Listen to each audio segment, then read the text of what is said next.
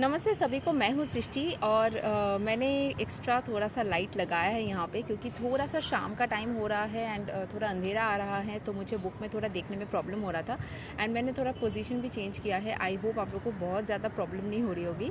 सो देर न करते हुए शुरू करते हैं भगवद गीता चैप्टर 5 श्लोक नंबर 4। चैप्टर का नाम है कर्म योग एक्शन इन कृष्ण कॉन्शियसनेस। रोज़ की तरह पहले मैं संस्कृत में श्लोक को पढ़ूंगी, उसकी इंग्लिश ट्रांसलेशन को देखेंगे और मीनिंग को समझेंगे।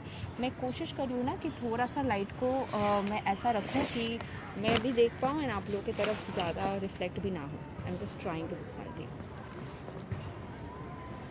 आई थिंक दिस इज़ बेटर ना।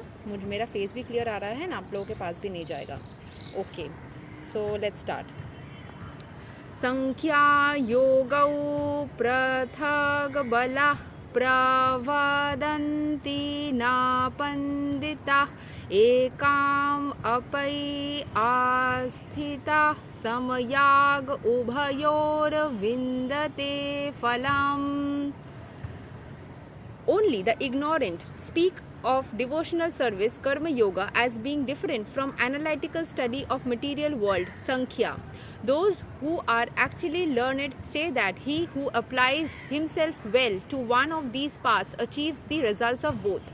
तो अगर आप कुछ लोग समझते हैं कि डिवोशनल सर्विस जो कि कर्म है हमारा, वो analytical study of material world, मतलब मटेरियल वर्ल्ड में जो छोटे छोटे काम होते हैं उससे डिफरेंट है।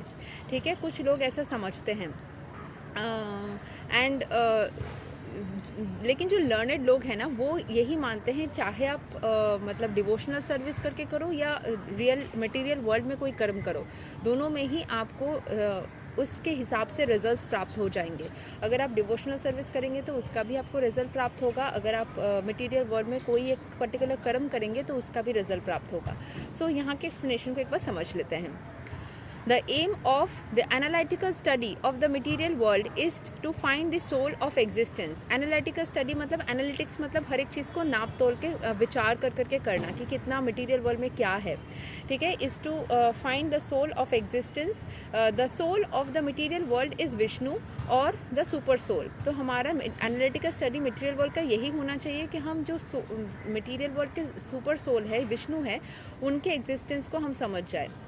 Devotional service of the Lord entails service to the super soul. जितना आप डिवोशनल सर्विस करेंगे उतना ही सुपर सोल के तरफ आप चले जाएंगे। मतलब आप सुपर सोल के लिए ही उनको याद कर रहे हैं तो उनके करीब तो ऑब्वियसली चले जाएंगे ना। One process is to find the root of the tree and the other is to water the root. The real student of Sankhya philosophy finds the root of the material world Vishnu and then in perfect knowledge engages himself in the service of the Lord. Therefore in essence there is no difference between the two because the aim of both is Vishnu. मतलब जो real student होते हैं संख्या philosophy के, यानी कि हर एक चीज़ को फाइंड करना, उसके तत्वों में जाना, हर एक मटेरियल चीज़ के एग्जिस्टेंस को डिटेल में समझना, वो जो इंसान होते हैं finds the root of the material world Vishnu, जो विष्णु को समझ लेते हैं and then in perfect knowledge engages himself in the service of the Lord. मतलब पहले विष्णु के बारे में समझ लेते हैं फिर खुद को विष्णु के सर्विस में लगाते हैं। देयरफॉर इन एसेंस कोई अलग बात नहीं, आप विष्णु को ढूंढने की कोशिश करिए या विष्णु के लिए सर्विस दे, दोनों में ही सेम चीज़ है। Those who do not know the ultimate end say that the purposes of संख्या and कर्म yoga are not the same. तो संख्या में होता है कि हम ईश्वर को ढूंढने की या ईश्वर के बारे में, जैसे कि भागवतम जो है वो कृष्ण के बचपन के स्टोरीज़ है या उनके लाइव स्टोरीज़ है, एंड भगवद गीता है जो ईश्वर ने लाइव लेसन्स दिया जिसको हम समझते हैं। तो दोनों अलग अलग कंटेंट ज़रूर है, लेकिन दोनों का पर्पस यही है कि हम स्पिरिचुअल नॉलेज को अटेंड करें, हम स्पिरिचुअल बने, हम उस पर्टिकुलर राइट पाथ में चले जो चलना ज़रूरत है। So that is the purpose of both of the things.